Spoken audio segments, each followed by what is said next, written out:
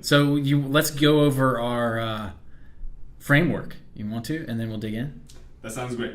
All right. So it's coming close to the end of the year. Yeah. So we got to look back and we got to look forward. That's right. I like that our birthday is in December. It makes it easy to remember. This is which birthday? This will be 8. Amazing. Yeah. December 2010. We're official. That is amazing. Crazy.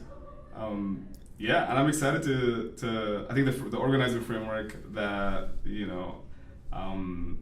it just was helpful and fun to share to riff with you on is just thinking about ways that we can describe our work and our community, and the 4 adjectives that could help kind of animate our conversation is looking back, looking at being accessible and being diverse. Yeah. And then as we look forward, being rigorous and distributed. I love it. So I'm excited.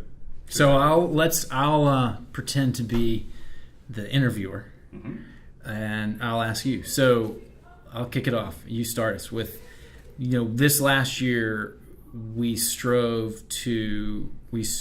striving to and made a lot of progress towards becoming the most accessible fellowship, and I think in some ways the most accessible opportunity to get your idea going, to just start on making the world better for kids and families that you know. So, yeah, what's your take on how we've become the most accessible fellowship in the country? Yeah. So for me, like that is something that we had to really wear and adopt as our identity, of being accessible, just as a function of the stage of investment that we make here at 4.0. So looking back at this past year, what that translated to is making investments in 150 people total, 125 teams, which for me sets us up to be at an order of magnitude of investment that is aligned with being such an early stage. And I'm excited for that because I think there's just, when we look at the 500 applications that we ended up reviewing to select the 150 people that we are working with, there's just incredible genius and talent around the country of people who are embedded in their communities, who have experienced specific needs that they want to address in their own communities based on their own lived experience. And there needs to be institutional investors who are excited to endow these leaders to get these ideas out of their head and into the work, into the community. And I'm excited for us to continue to support that number of leaders every year moving forward. Yeah. I'll just yes and it. I think for me, by the way, I'm looking at my timer clock here. The idea is we'll do 2 minutes each, kind of back and forth. So if I should build on that for a couple minutes, for me, the compelling case is best understood in the context of what education reform and education entrepreneurship have become in the last few years. I think one is, we have interrogated our own adoption of these mindsets and norms and verbiage and habits of entrepreneurship as it is understood in the context of tech entrepreneurship, for the most part. The Silicon Valley has set this tone for entrepreneurship. And I think we have interrogated, I myself have interrogated, that is a very privileged game.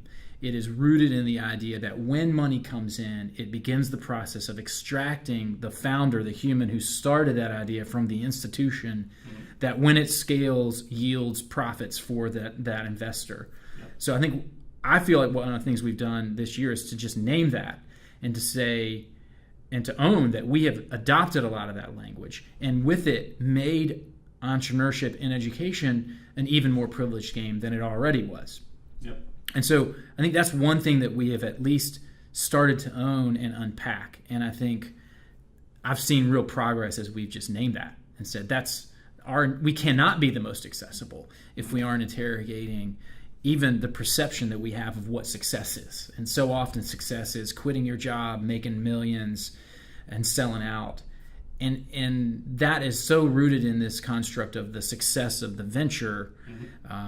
Rarely are there side hustles or small, if you're just serving an incredibly targeted group of people in your hometown and changing their lives, too often that's not seen as a success. Yeah, absolutely. Yeah, it reminds me of one of my favorite slides that Marlowe has in their essentials kind of introduction. Yeah, the intro, deck. It's just a simple slide that I think names just the operating assumption, which is all people are capable of addressing their own problems and serving their own needs. They might need more time, they might need some resources, they might need a community of advocates around them, but they're all we are all capable of addressing our own problems. Yeah. And for me, if that's the operating assumption, then there's no shortage of leaders out there who are ready to tackle the most challenging issues that we have in our society.